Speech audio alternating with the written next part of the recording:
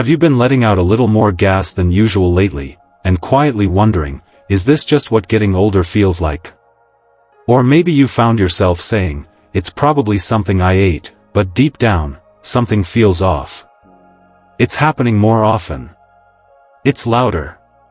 It's more uncomfortable. And let's be honest, sometimes it shows up at the worst possible moment. You're sitting with family, or enjoying a quiet evening at church, and then, pfft. You freeze. You pray no one notices. You smile. You shift in your seat. But inside, you're thinking, why is this happening to me so much now? Or maybe you're caring for someone, your mom, your sister, a dear old friend, and you've noticed she keeps excusing herself more often. She avoids certain foods. Stops laughing as much. She looks a little more embarrassed, a little more distant. But she won't say anything. She's brushing it off. Pretending it's nothing. But you can feel it. You know something's going on. And here's the truth, my friend, this isn't just about a little gas. This is about the quiet signs our bodies whisper to us as we grow older, signs that often get ignored, giggled at, or dismissed, until they turn into something more serious. Yes, flatulence can be awkward. It can be uncomfortable. But sometimes, it's a message. A warning. A little red flag waving from deep inside your gut saying, hey, something's not right here. You see, as women age, the digestive system changes. Hormones shift. Activity slows. And tiny habits, little things we've been doing for years, suddenly start working against us. Before we know it, our bodies are struggling to keep up, and the gas? That's just the tip of the iceberg. In this video, I'm going to walk you through 5 silent mistakes, simple everyday things many older women do, that could be causing that gas to build up and stick around like an uninvited guest. But here's the good news. Each of these mistakes can be corrected gently, naturally, and without making you feel like you're on some strict medical plan. We're going to talk about what's really happening inside your body. Why these issues are more common than you think. And how to take back control, not just of your gut, but of your peace of mind. And trust me, you want to hear all 5. Because number 5? It's something almost no one talks about, but I'll bet almost every older woman is doing it. You'll see what I mean when we get there. So, take a deep breath. You're in a safe space here. No judgment. Just real talk. And before we dive in, I want to hear from you. Have you ever felt embarrassed by gas, or noticed someone close to you dealing with it but keeping quiet? Drop a comment below and just say, I'm here for gut health. Let's show each other we're not alone in this. And if you care about growing older with dignity, confidence, and comfort, hit that subscribe button and join our community right here on Elderly Wisdom Guide. Because aging is not a decline, it's a transition. And together, we're going to make it one filled with grace. Now let's get into it. Let's start with the first, and maybe the most misunderstood, mistake, skipping fiber out of fear. Now picture this with me for a moment.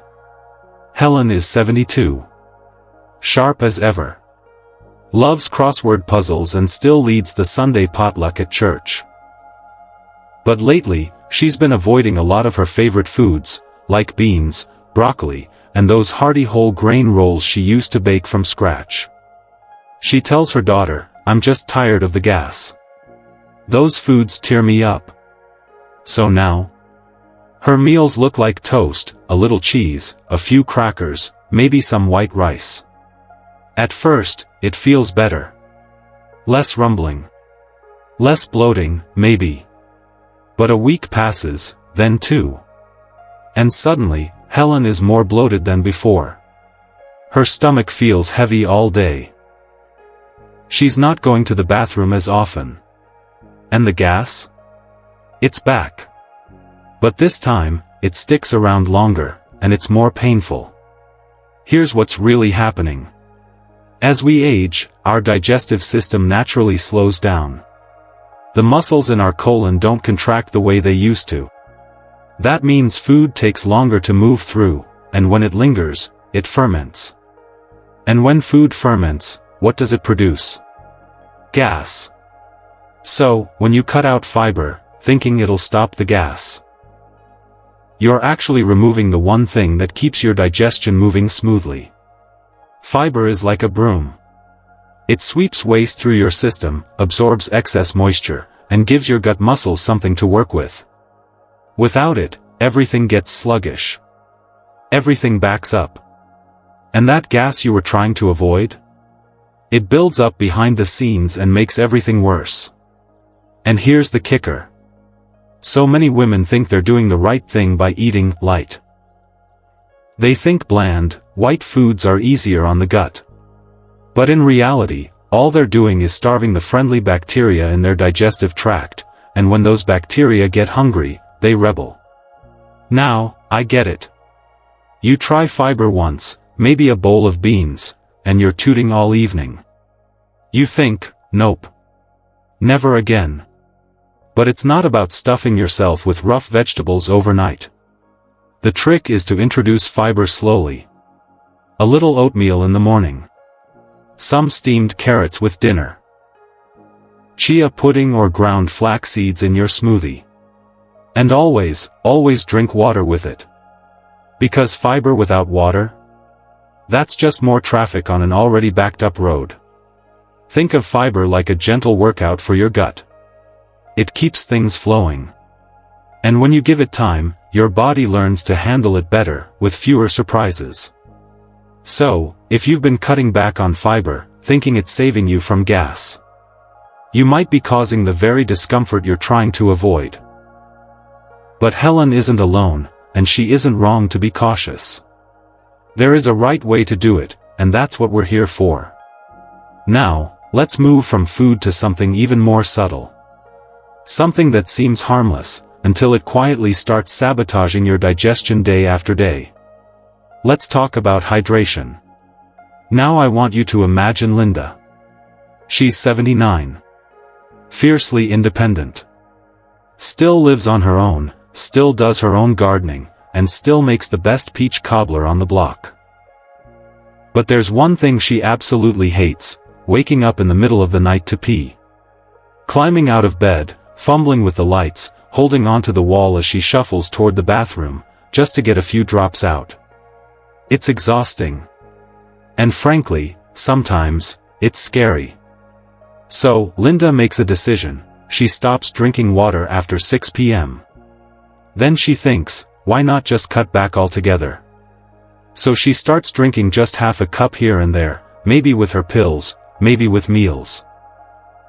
Barely a glass or two the entire day. At first, she feels relieved. She's sleeping better. Fewer bathroom trips. But then, little by little, things change. Her belly feels tight. Her stool becomes dry and harder to pass. She feels uncomfortable after meals. And slowly, she starts noticing more gas. More bloating. More of that uneasy, trapped feeling in her gut. Here's the truth behind what's happening. Dehydration thickens everything, especially your stool. When there's not enough water in the system, the colon absorbs every last drop from the waste trying to move through it. That means digestion slows down.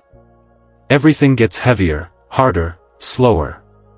And that waste just sits, and ferments. And when waste ferments, it produces gas. Lots of it. Now here's the kicker. Many older women believe that cutting back on fluids helps prevent accidents, daytime leaks, or nighttime urgency. But that belief is working against your body. Because a dehydrated gut can't do its job.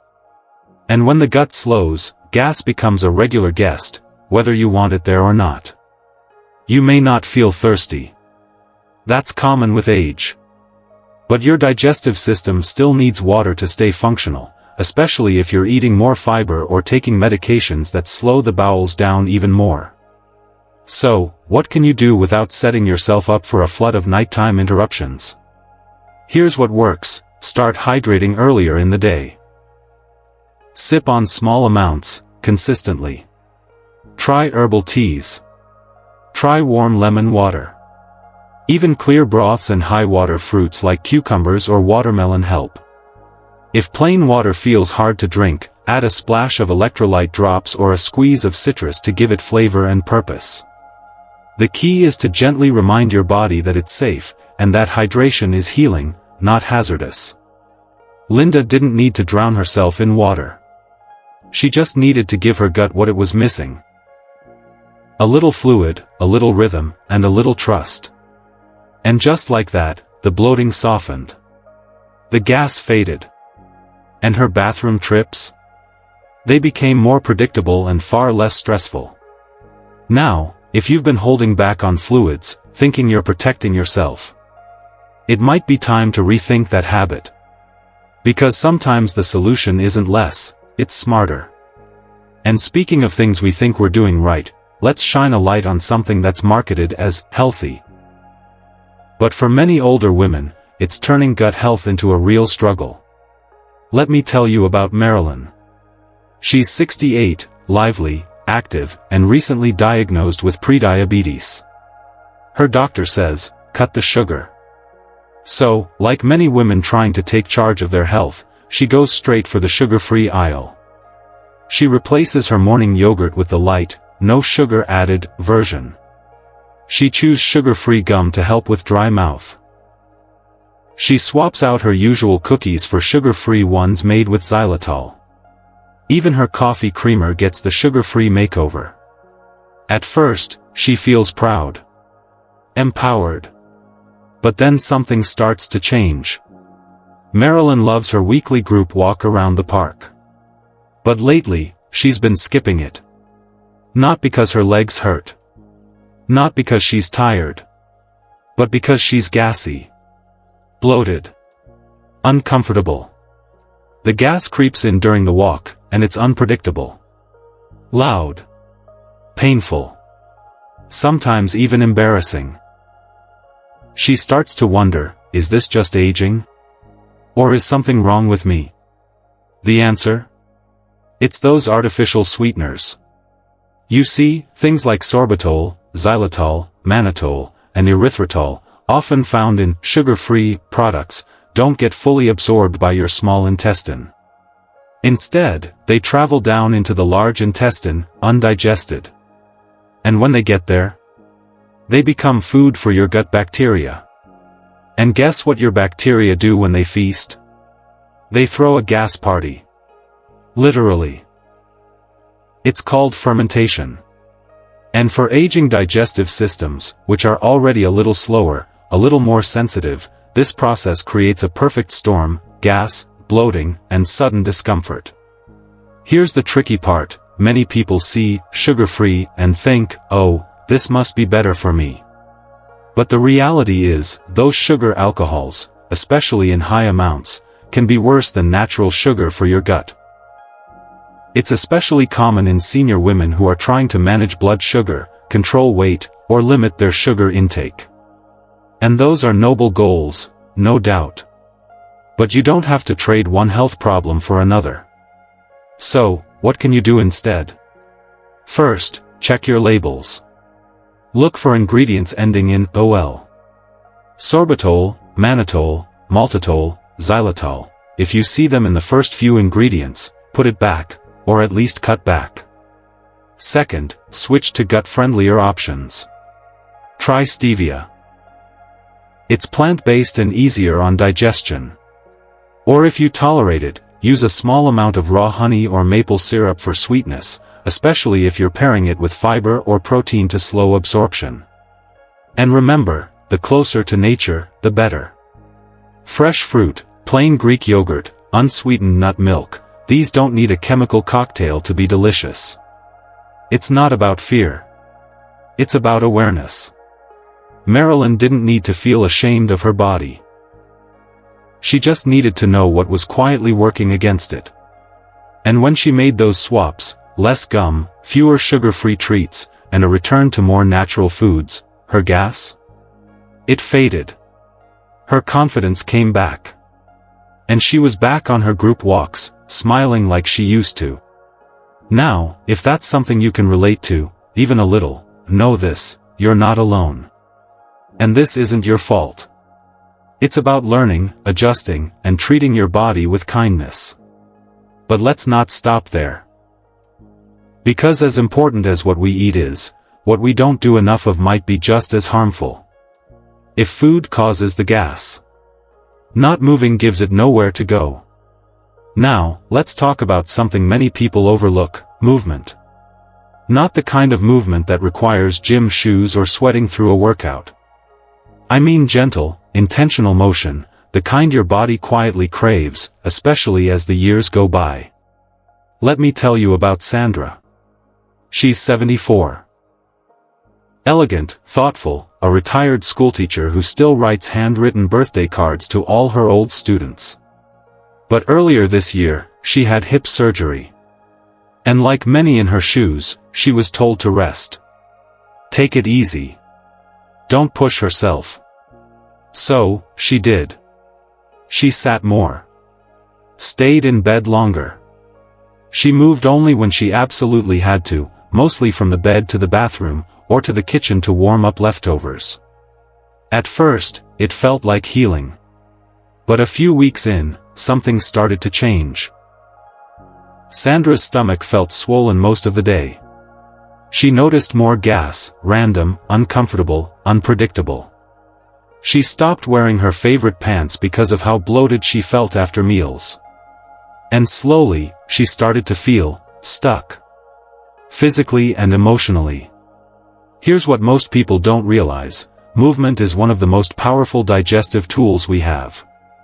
Even something as simple as a short walk after lunch or dinner can activate a process called peristalsis.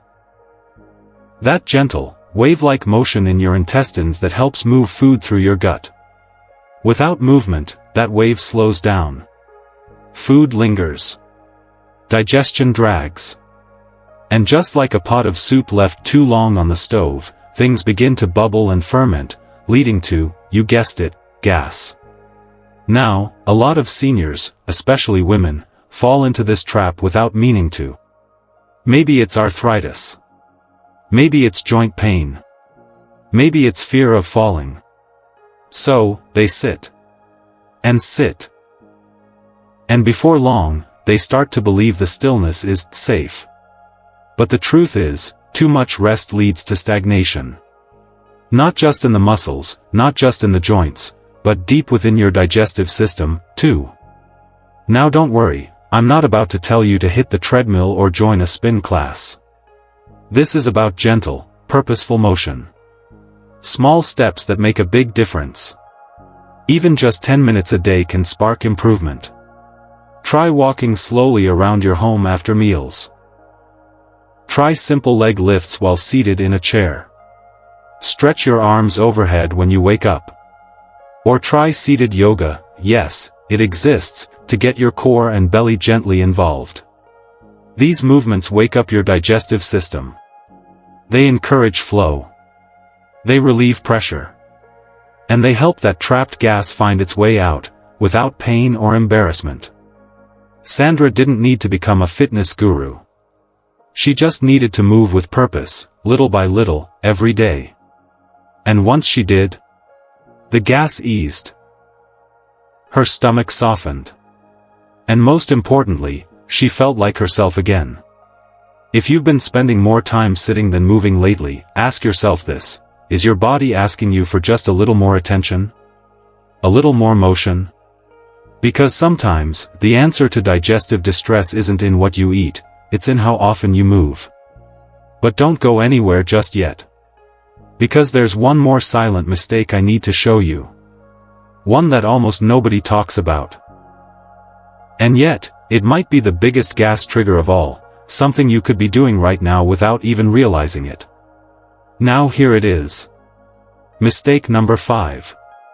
And I'll be honest, this one's sneaky. It has nothing to do with what you're eating. And everything to do with how you're eating, and even how you're living your everyday moments. Let me introduce you to Clara. She's 76. Sharp as a tack, always dressed to the nines, and still finishes a crossword puzzle before her coffee gets cold. Clara loves her routine. She starts her mornings with a crossword, a big mug of tea, and a few pieces of sugar-free gum to keep her mouth busy. She also wears dentures, has for years, but lately, they've been feeling a little loose. She keeps meaning to get them checked, but you know how life goes. Over the past few months, Clara's noticed something. She's burping more. She's passing gas more. And when it happens, it's not just the discomfort, it's the surprise. It catches her off guard. No warning, no obvious trigger. Just sudden, awkward moments she doesn't know how to explain. She starts cutting back on foods. Beans, dairy, whole grains, out. She even skips dinner before outings, just in case. But nothing changes. The gas is still there. So, what's going on? Clara is dealing with something called aerophagia, and it simply means swallowing air. Sounds harmless, right? But when you chew gum all day, drink through straws, eat too quickly, or speak while eating, you're swallowing tiny pockets of air, again and again. And that air? It doesn't just disappear. It's got two ways out, through burps, or through gas. And here's the kicker, most people never think to blame their habits. They blame the food. Must have been that yogurt. Maybe it was the broccoli. But sometimes, it's not about what's on your plate. It's about what you're doing while you eat, or how you eat it. Let's take Clara's dentures for example. When dentures don't fit properly, they can cause you to take in more air while chewing. Your mouth shifts, your jaw compensates, and little by little, you're gulping air without realizing it. Add that to the gum, the fast sipping through straws, the talking while eating. It's a perfect storm. The result? A gut filled with air that was never supposed to be there. And unfortunately, your body's only way to deal with it, is to release it. Loudly. Often. And usually at the worst time. But here's the good news, this is a fixable habit. Start by eating slower. Take smaller bites. Chew thoroughly. Put your fork down between bites. Avoid talking with food in your mouth, not just for manners, but for your gut. Skip the gum and candy if you can, especially the sugar-free kinds loaded with gas-producing sweeteners. Stop drinking from straws, especially narrow ones that force you to gulp. And if you wear dentures, please, get them checked. A proper fit makes a world of difference. Not just in comfort, but in digestion. You'd be amazed how much calmer your belly becomes when air stops sneaking in. Clara didn't need another new diet. She didn't need to fear food. She just needed a few simple changes to how she enjoyed her day. Now, take a breath. You've just learned 5 powerful truths about gas that most people never hear, truths that could change your relationship with your body, your comfort, and your peace of mind. But before we wrap up, let's take a step back. Because this isn't just about gas. It's about what your body is trying to tell you. Let's talk about what this really means, for your health, your dignity, and your quality of life. Let's be honest. Gas isn't just a gut issue. It's emotional. That silent pressure, the unexpected sound, the sudden discomfort in public, it can make even the most confident woman shrink inside. It's missing out on social events because you're afraid of embarrassment. It's skipping lunch with friends because you're bloated. It's holding back laughter, conversation, or connection, because of something happening quietly, inside your own body. Feeling bloated or gassy might sound small to some. But for many older women, it chips away at self-esteem. At joy.